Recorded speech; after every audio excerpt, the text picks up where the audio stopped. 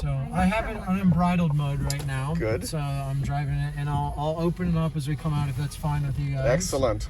You can kind of feel what it's like from 0 to 40, and then I'll do a kind of 10 to 50 over on another road. Okay, so, great. But for my stop here. Mm-hmm. Even on wet pavement. Yeah. Oh yeah.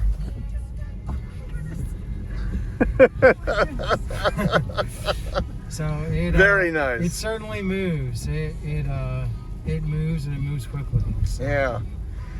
Now you've been driving this a good bit now. Yeah. And how has it been doing range-wise?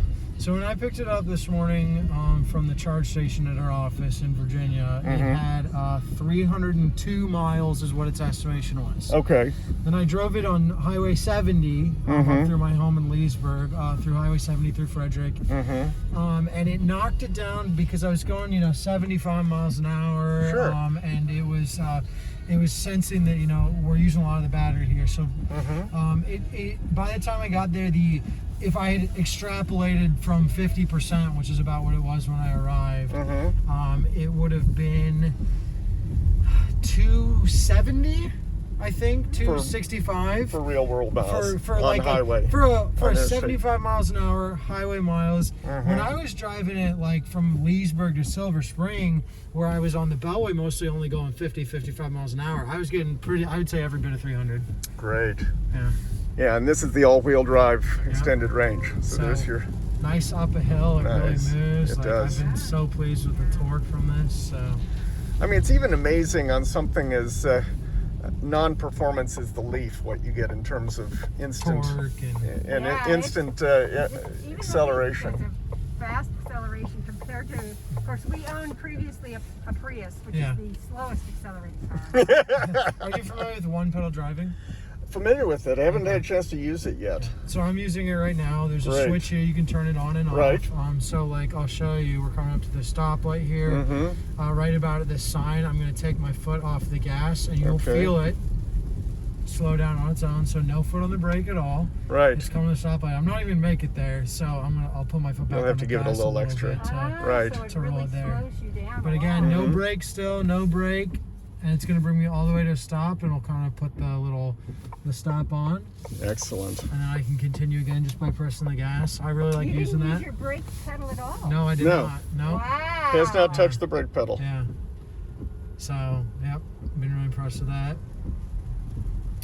I used whisper mode with my wife and my baby in here last night. Yeah, I was because wondering what that sounds like.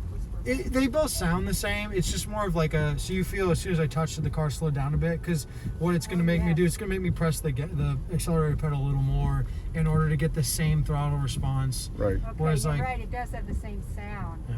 So I'm going about 15 now. I'm going to accelerate to about 45, and you'll still feel it still throws you back. It does. That's even that's if you're a lot. already moving. So. Yeah. Which is great, because that's in real world. That's when you need it. Yeah. It's not so often you're off the going 35 line. and you're like, I need to pass someone. Like, okay, like we can move. Or you need to avoid something. Or Yeah. You never know. I'm driving an Explorer right now, and if I do that in the Explorer, it takes about a second for the turbos to spool up and the engine to kind of kick in.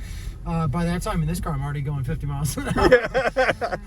Now, what's that interesting blue dot in front of the car icon on the dash? So what that does is, if a car were in front of me and I was getting too close to him, it would eventually turn yellow. And if I got really too close to him, it'd turn red. So it's kind of an indication of you're following this car you're following him properly distance, maybe a little too close, like really too close. Got it. That actually comes off if I were to put the car in the adaptive cruise mode, and you'll see that the two bars for the cruise show on. So right now it's engaged. It doesn't see the lane lines. If the lines on the side of the car showed up, if they turn blue, that would mean it reads my lane Why did that lines. message come up? One pedal drive, pause. Because I put it in cruise control mode. So when I put it in cruise control mode, it's telling you, like, we're not going to do the one pedal drive thing. Right. Okay. So. You had it on cruise. Yep. So the adaptive cruise with lane centering is very similar to Tesla's autopilot, where it'll follow the lane lines of a road. It will pick a certain speed. It'll maintain that even if there's a car in front of you. It'll slow you down a little bit. Okay, what's propulsion sound? Oh, That's. Oh, we didn't have it on, so, right? So listen to this as Okay. we go around the corner here.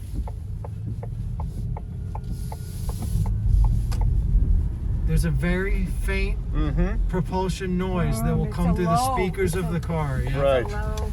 And I wouldn't like to know what it sounds like outside the car for a pedestrian.